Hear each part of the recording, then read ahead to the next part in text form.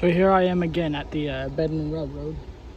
I'm gonna try to keep quiet because I don't know if anyone can hear me, but yeah, we're here again, and I went kayaking and I discovered something cool. I'm gonna show you guys. And yeah, there's more around this area. Maybe some I'll explore down there a little bit. I don't know. But yeah, let's show you what I have to show you. So I got an update for you guys. This is gonna be a quick video, but do you remember that old abandoned bridge I did earlier? You can see it almost right there. And yeah, well, I kayaked months later after that, and I discovered this. It's an old abandoned car. I thought it'd be cool to show you guys.